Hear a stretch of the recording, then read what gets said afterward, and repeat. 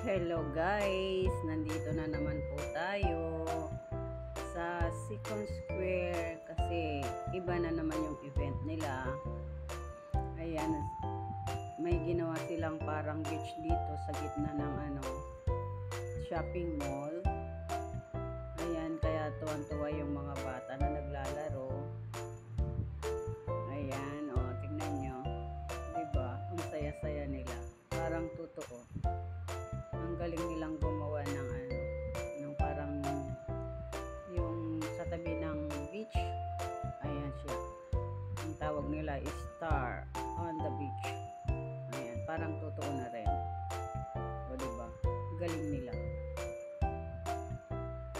Tapos dito sa paligid, ito naman yung mga makikita mo, mga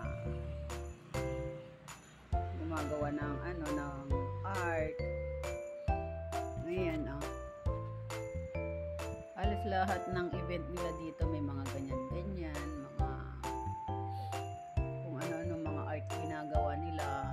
Yung mahilig talaga sila dito sa Thailand ng ganun.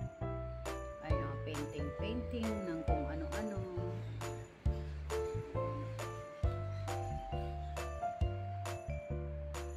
Kahit bata, matanda, basta gusto, meron lang bayad. Ayan yung ng stand ng canvas kung mag painting ka. Ganyan dito. O diba? Ayan bata saka yung may na rin yun, adult na rin yung isa.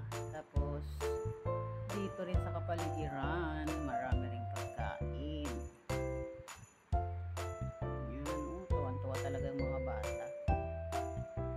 Kasi after ng klase nila, dinadaan na rin ng mga parents nila dyan. Yung iba naka-uniform pa, diba? Kasama nila yung mga parents nila. Tapos may singer pa. O, diba? Tinanggal ko lang yung sound kasi makaka-copyright tayo.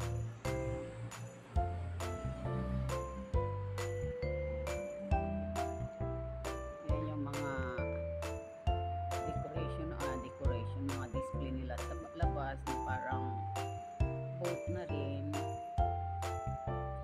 Ang ganda ang galing nila talaga gumawa ng ganito sa hall ng yan, shopping mall.